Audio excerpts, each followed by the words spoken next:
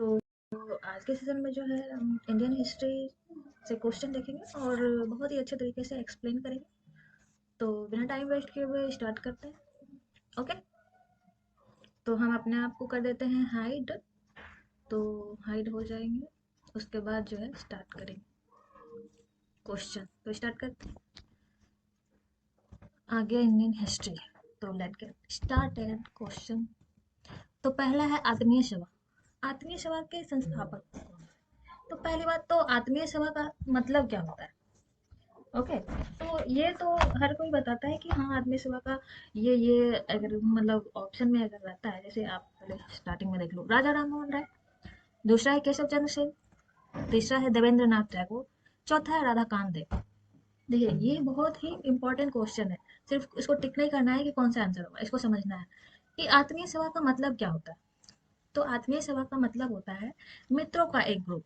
मित्रों का एक ग्रुप, जैसे कि हम लोग दोस्त वगैरह बनाते हैं, मेल फीमेल कोई भी, कॉलेज स्कूल कहीं भी या फिर ट्यूशन कहीं भी दोस्त वगैरह बनाते हैं, एक ग्रुप होता है। हम जैसे कि व्हाट्सएप ग्रुप में भी फ्रेंड्स लोग को अलग से ऐड किया रहता है। तो एक जैसे फैमिली ग्रुप रहता है, उसी तरीके से फ्रेंड ग्रुप रहता है। तो इसी तरीके को जो है ना, मित्र के ग्रुप को, उसी को जो है आत्मीय बोला जाता है, आत्मीय। ये ठीक है, ओके। तो ये बात क्लियर हो गया, आत्मीय सेवा किसको बोला जाता है। तो ये थे राजा राम मोहन राय। अच्छा, इसके जो संस्थापक है, इनका मोटिव क्या था राजा राम मोहन राय का? मोटिव ये नहीं था कि ये कोई सभा को गठन करे, संस्थापना करे, उसका वो मोटिव नहीं था। इसकी बहुत ही लंबी थ्योरी और बहुत ही इंटरेस्टिंग है। ठीक है, क्या है, क्या थी कहानी कि राजा राम मोहन राय जो है बहुत ही टैलेंटेड पर्सन, बहुत ही पढ़े लिखे, हर एक सब्जेक्ट, हर एक भाषा जिसको आप बोल सकते हैं लैंग्वेज, तो बहुत ही सारे लैंग्वेज का ज्ञान था, हिंदी उर्दू और बंगाली वगैरह, जितना भी बहुत ही जो लैंग्वेज होता है, तो वो बहुत ही ज़्यादा नॉलेजेबल पर्सन थे। ठीक है, और इन्होंने जो है जैसे कि समाज में कुरीतियां होता है, समाज में। अच्छा आप बताइए कि कौन से धर्म में सबसे ज्यादा कुरीतियां हैं, कौन से ज्यादा धर्म में? तो आंसर आएगा हिंदू धर्म में। हिंदू धर्म में, ओके। बुरा लगेगा सुन के, पर हिंदू धर्म में सबसे ज्यादा कुरीतियां हैं, अभी भी है। अभी भी बहुत सारी कुरीतियां हैं, और पहले के टाइम पे तो और भी बहुत ज्यादा थी, जो कि अब खत्म हो गई। जैसे सती प्रथा, विधवा पुनर्विवाह नहीं होता था, जैसे कि और बहुत ही तरीका से स्त्री को शिक्षा नहीं दिया जाता था। इसी तरीके से बहुत ही समाज में कुरीतियां थी। तो ये क्या, इनका मोटिव यही था राजा राम मोहन राय का, कि ये सब कुरीतियां जो है खत्म करना। ये जो हिंदू धर्म है, हिंदू धर्म और जो है एक और धर्म को लेके चले थे, ये थे ये कौन सा धर्म था, तो ये था ईसाई धर्म। ओके, तो ईसाई धर्म था। तो इन दोनों को की कुरीतियों के बारे में बहुत ही विरोध करते थे, हमेशा विरोध में उठते थे, खड़े होते थे, और इनके मित्र वगैरह भी, पूरा का पूरा एक जो सभा था सभी। और सभा में ये सब जो देख ले ना ऑप्शन में, जैसे कि केशव चंद्र सेन है, देवेंद्र नाथ टैगोर है, राधा कांत देव है, ये सारे उसके ग्रुप मेंबर थे। जैसे कि हम लोग के फ्रेंड होते हैं ना ग्रुप में, क्लासमेट वगैरह, तो ये थे। ओके, तो ये लोग जो है इनके सहभागी सहपाठी थे। तो चलिए देखते हैं, और भी पॉइंट देख लेते हैं। तो राजा राम मोहन को जो है राजा की टाइटल, राजा जो बोला जाता है, राम मोहन तो मेन नाम है, तो राजा का टाइटल जो है अकबर द्वितीय ने दिया। अकबर द्वितीय के टाइम टाइम पे मिला, और 1814 में कलकत्ता में आत्मीय सभा का स्थापना करी। ठीक है, और क्या था, जैसे कि अब केशव चंद्र सेन, इनके बारे में भी जानते हैं थोड़ा बहुत। जैसे कि इन जैसे कि हिंदू, सॉरी, हिंदू ईसाई की कुरीतियों के बारे में, जैसे कि वो हमेशा से बोलते थे, विरोध में खड़े होते थे। इसी तरीके से जो है ना, इनका जो मतभेद किस प्रकार से हुआ, जैसे कि सॉरी, ये जैसे कि हम बहुत बोल रहे हैं, केशव चंद्र सेन, देवेंद्र नाथ टैगोर, राधा कांत देव, इन लोग, ये केशव चंद्र सेन और राजा राम मोहन राय के बारे में हमेशा ये मतभेद हो गया कि ये जो है बंदा जो है ईसाई धर्म को लेके बहुत ही मतलब उत्सुक है, कि इसको जो है बहुत ही इंपॉर्टेंस दे रहा है, और हिंदू धर्म को जो है बुरा भला बोल रहा है, ईसाई धर्म को इंपॉर्टेंस दे रहा है। इसका मतलब क्या, कि ये जो है, ये आदमी, ये इंसान जो है ईसाई धर्म को अपनाने के लिए कह रहा है। मतलब प्रचार प्रसार, एक होता है ना धर्म का प्रचार प्रसार, तो उसी प्रकार धर्म का प्रचार प्रसार कर रहा है, हिंदू को कुरीतियां निकाल रहा है, और इसका जो है फायदा, मतलब इसमें जाने से फायदा बता रहा है। तो इस प्रकार जो है लोगों में मतभेद हुआ, मिसअंडरस्टैंडिंग हुआ। ठीक है, तो उसके बाद जो है ये दोनों अलग हो गए। ठीक, इसी प्रकार जो है सब जो है एक दूसरे के सोच से, स्वभाव से, कि हाँ मिसअंडरस्टैंडिंग से, कि ये इनको लग रहा है कि हिंदू धर्म में ये ऐसा हो रहा है, ईसाई धर्म में नहीं हो रहा है, तो ये तो बुरी बात है।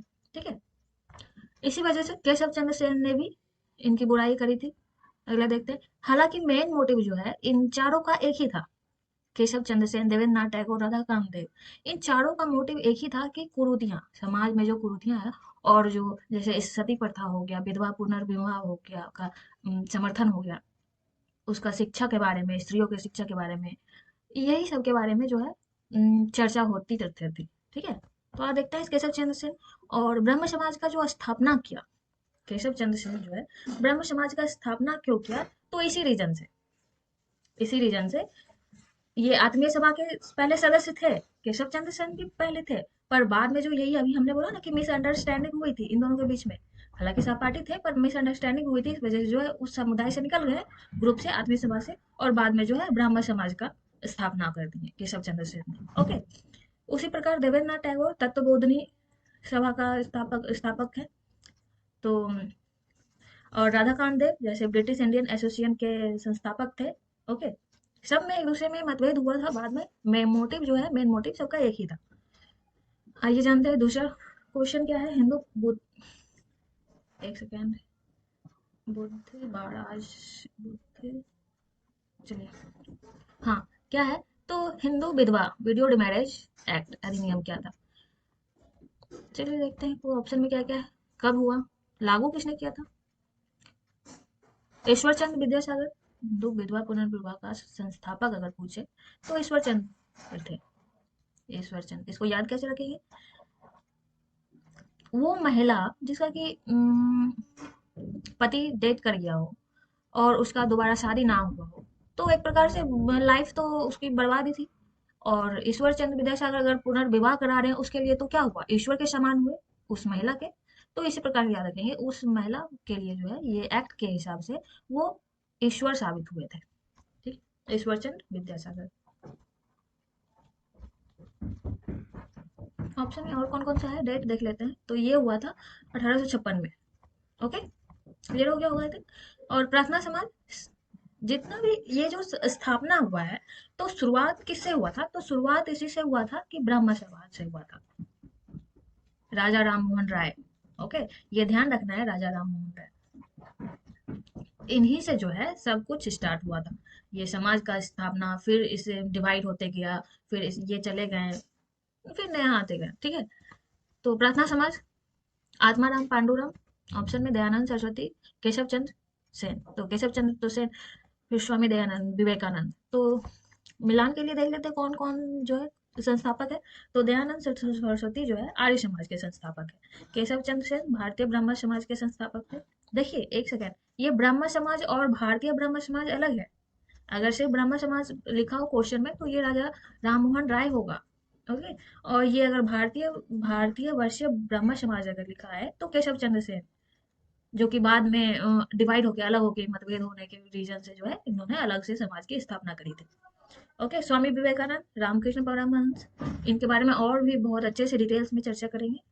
ये सब की कहानी जो है बहुत इंटरेस्टिंग है, अगर आप जानना चाहो तो। ओके, तीसरा क्वेश्चन देखते हैं कौन सा, लॉर्ड कर्जन। लॉर्ड कर्जन, हम इसको लॉर्ड नहीं बोल सकते अभी अभी के टाइम पे। उस टाइम लॉर्ड इसलिए बोला जाता था क्योंकि वो अपने आप को भगवान मानते थे, है कि नहीं। पर अभी तो लॉर्ड नहीं बोलना चाहिए, अब किस बात का भगवान हुई, अब तो देश आजाद है। तो कर्जन द्वारा भारतीय विश्वविद्यालय अधिनियम किस साल जो है पारित किया गया था। कर्जन वाला देखते हैं, कर्जन के बारे में। तो पहले ऑप्शन देख लेते हैं, क्लियर, 1899, 1901, 1904, 1906। चलिए देखते हैं, ये है लॉर्ड कर्जन, फिगर में देख सकते हैं। तो लॉर्ड कर्जन जो है एक तरीके से अच्छे भी थे, एक तरीके से बुरे भी थे। सारे अंग्रेज जो है बुरे नहीं थे, क्यों, देखिए इन्होंने जो है यूनिवर्सिटी का निर्माण कराया, तो अच्छी बात हुई।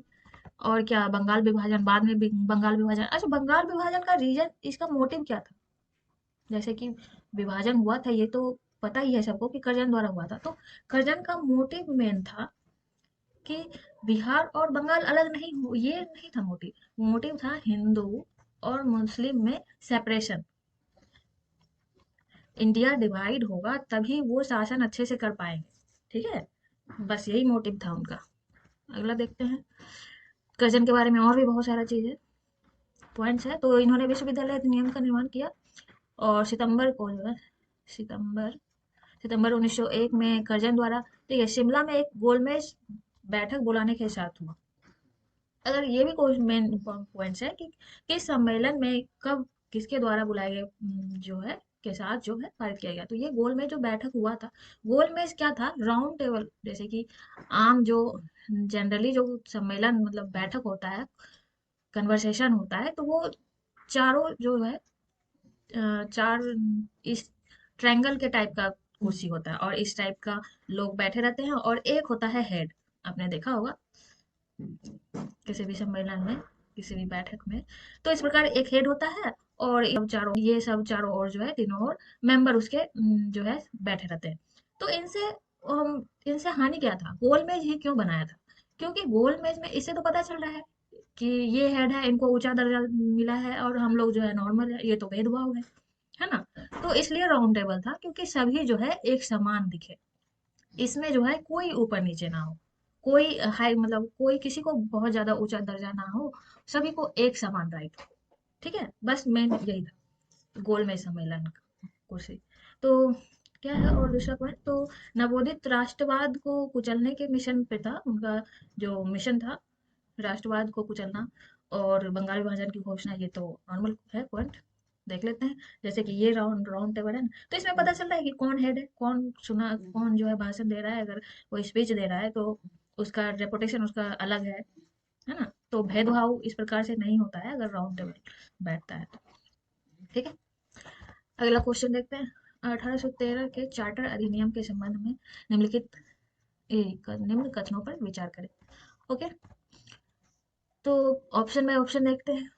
तो भारत के व्यापार पर का एकाधिकार, जो कि मोनोपोली, एकाधिकार का मतलब क्या है कि एक ही पर्सन जो है वो शासन करे। एक ही पर्सन जो है किसी भी चीज को, विक्रेता जो होता है खरीद बिक्री करने के लिए, तो एक ही बंदा जो है वो उस सामान को बेच रहा है, तो अधिकार भी तो उसी का हुआ, सिर्फ उसी को बोलते हैं एकाधिकार या फिर मोनोपोली। Monopoly, okay. लेकिन कंपनी ने चीन के साथ व्यापार और चाय में व्यापार को बरकरार रखा। तो पहला ऑप्शन हो गया, देख लेते हैं दूसरा भी देख लेते हैं। निवासियों के बीच साहित्य विद्या विज्ञान पुनरुद्ध प्रोत्साहन और प्रेरणा के लिए 1 लाख रुपए की, ये बिल्कुल भी था, ये भी सही है और ये भी सही है। ओके, और देखते हैं। तो यूरोपीय अप्रवासन और भारतीय संपत्ति के अधिग्रहण पर सभी प्रतिबंध हटा दिए गए थे। चलिए देखते हैं 1813 का चार्टर अधिनियम क्या हुआ। ओके, तो पहले जो था व्यापार, जो ट्रांसपोर्ट से जो होता था इंडिया और ब्रिटिश वगैरह में, तो कंपनी का अधिकार जो है समाप्त कर हो गया। सिर्फ एक कंपनी, जैसे कि कोई कंपनी है, आप इस बात को समझ रहे हैं, कंपनी का अधिकार होता था, सिर्फ एक कंपनी का अधिकार होता था कि ये सामान को बेचे या फिर खरीदने का। लेकिन कंपनी ने क्या किया, ये तो एक अधिकार तो मोनोपोली खत्म हो गया, ये बहुत अच्छी बात है। पर क्या हुआ, एक चाय का व्यापार जो कि हम लोग पीते हैं बहुत ही, तो चाय का व्यापार का मोनोपोली बनाए रखा।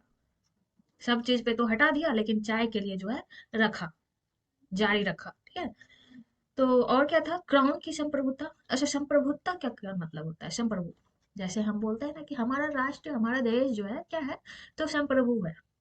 तो संप्रभु का मतलब दैट मीन्स आजाद है, सौवर्ण है, जो कि सबको सबको अपनी जीवन जीने की आजादी है, और देश में जो है एक संप्रभुता है, कायम है। ठीक है, उसी को बोला जाता है संप्रभु। संप्रभुता पर प्रतिकूल प्रभाव डाले बिना जो है कंपनी को प्रदेशों और कब्जा राजस्व का 10 साल तक बनाए रखा। बिल्कुल, ये भी सही बात है, 10 साल तक बनाए रखा था। प्रत्येक साल भारत के मूल निवासियों के बीच साहित्य और, देखिए, प्रतिस्पर्धा प्रोत्साहन भी देने के लिए जो है 1 लाख रुपए की राशि दी जाती थी। जैसे कि कंपटीशन होता है, कंपटीशन होता है ना, तो स्कूल में जैसे स्कूल कॉलेज में कंपटीशन होता है, उसी प्रकार से कंपटीशन हुआ करता था, और जो लोग जीता था, विजेता होता था, उसको जो है 1 लाख रुपए की राशि दी जाती थी। ओके, तो ये अच्छी बात थी। और क्या है, 1833 का भी अधिनियम देख लेते हैं, थोड़ा सा जान लेते हैं, अगला क्वेश्चन तो आएगा ही आएगा। तो यूरोपीय आप्रवासन और भारत में संपत्ति के अधिग्रहण पर सभी प्रतिबंध हटा दिए गए थे, बिल्कुल हटा दिए गए थे। तो आई थिंक क्लियर हो गया होगा और 1813 के बारे में। ठीक है, अगला क्वेश्चन देखते हैं। हाँ, ये आ गया, अभी तो डिस्कस किया था। तो 1833 का चार्टर अधिनियम में क्या हुआ? चलिए ऑप्शन में देखते हैं क्या क्या है। इस अधिनियम में एक वाणिज्य निकाय के रूप में ईस्ट इंडिया कंपनी की गतिविधियों को समाप्त कर दिया गया, जो कि विशुद्ध रूप से प्रशासनिक निकाय बन गया था। दूसरा पॉइंट देखते हैं, अगर आपको पता है तो आंसर आप टिक कर सकते हैं। अच्छा, यहाँ का ही होगा टिक। तो इसमें सिविल सेवा के चयन के लिए सार्वजनिक प्रतियोगिता प्रणाली शुरू की। तीसरा पॉइंट है, यह प्रदान करता है कि में कंपनी के क्षेत्र उसकी महिमा के नाम से रखे गए थे। चलिए देखते हैं 1833 का चार्टर अधिनियम। तो इसमें क्या कहा गया था?